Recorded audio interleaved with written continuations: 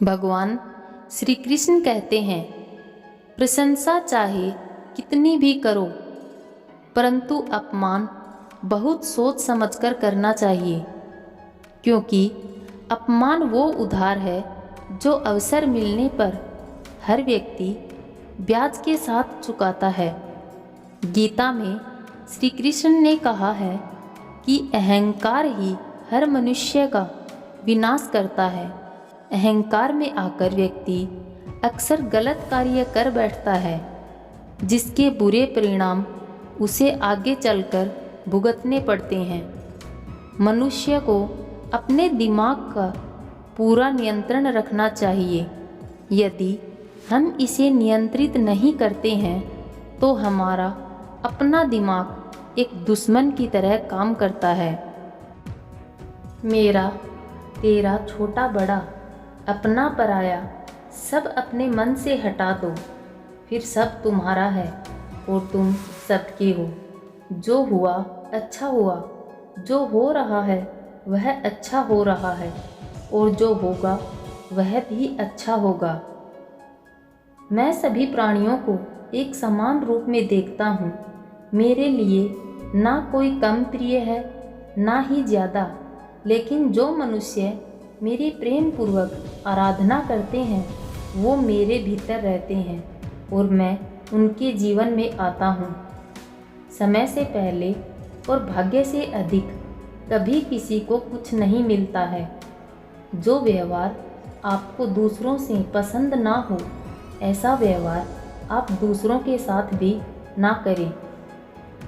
किसी का अपमान अगर गलती से भी हो तो माफ़ी मांग लेनी चाहिए, क्योंकि किसी का अपमान बहुत बुरा होता है।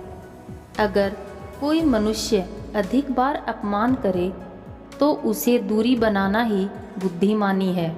परिवार के सदस्यों का अपमान कभी दूसरे लोगों के सामने नहीं करना चाहिए, क्योंकि अगर घरवाले अपनों का सम्मान नहीं करेंगे तो अन्य लोग भी नहीं करेंगे। जिस प्रकार गलत कार्य के खिलाफ आवाज़ उठानी चाहिए, उसी प्रकार अपने अपमान के खिलाफ बोलना कोई बुरी बात नहीं है। मनुष्य को संसार में अपने अपमान का डर कमज़ोर बनाता है और सामना करने का सामर्थ्य मजबूत बनाता है। जो मनुष्य स्वयं से कमज़ोर मनुष्य का अपमान करता है, असल में वह स्वयं इतना कमज़ोर होता है कि अपने दिल की रोष भावना का प्रदर्शन दूसरे मनुष्य पर करता है।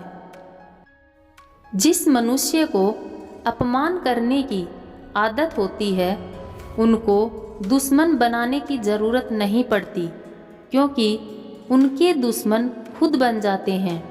अपमान सहना भी एक सीमा व मर्यादा की हद तक बर्दाश्त होता है। उसके बाद मनुष्य की प्रतिक्रिया रोष को उत्पन्न करती है।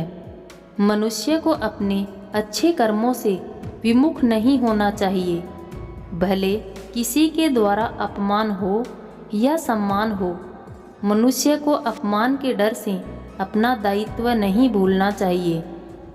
किसी को अपमान इतना भी नहीं सहना चाहिए कि आत्मसम्मान ना रहे। अपमान का बड़ा जवाब मौन होता है।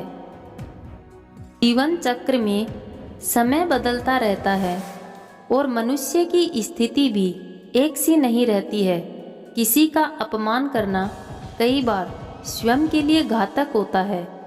स्वयं का आत्मसम्मान बहुत बड़ी बात है। गलत को सहना, गलत को सहयोग देना होता है।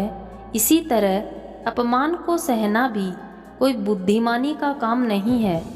अपमान का मकसद चाहे जो भी हो, इसे नज़रअंदाज करना हमेशा सबसे अच्छा होता है, क्योंकि मूर्खता नाराज़गी के लायक नहीं होती और द्वेष को उपेक्षा से दंडित किया जाता है।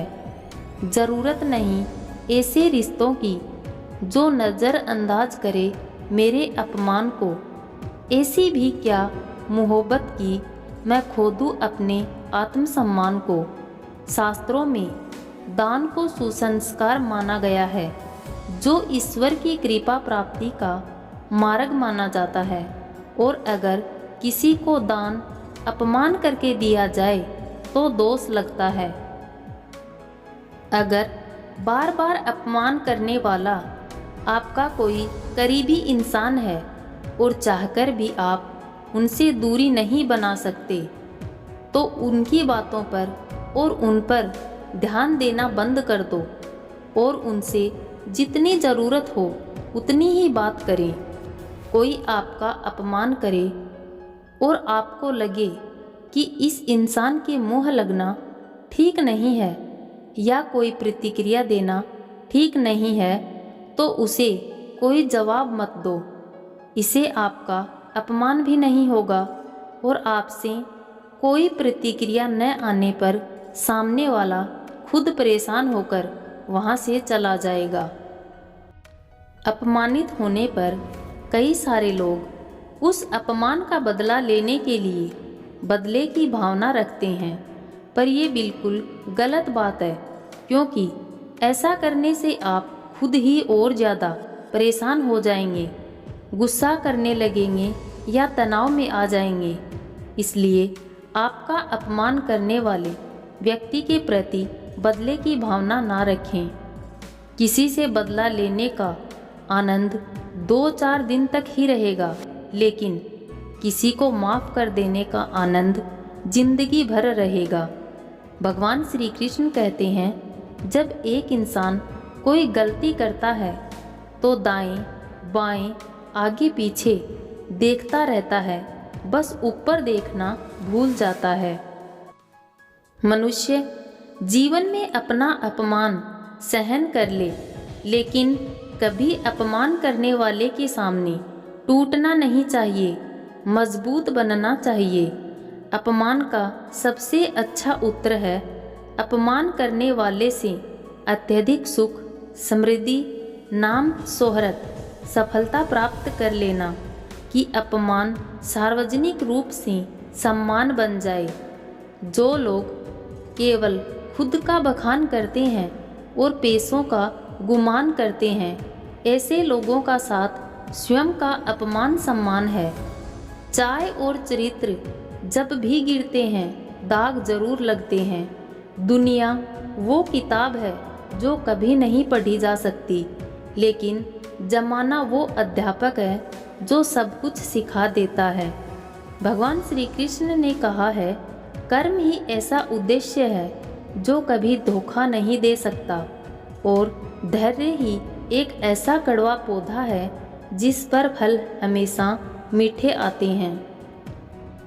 जिंदगी में खुद को कभी किसी का आदी नहीं होने देना, क्योंकि इंसान बड़ा मतलबी है। जब आपको पसंद करता है तो आपकी बुराई भूल जाता है, और जब आपको नापसंद करता है तो आपकी अच्छाई भूल जाता है। सच्चे इंसान को तमीज़ ही नहीं बात करने की। झूठे इंसान को देखो कितना मीठा बोलता है।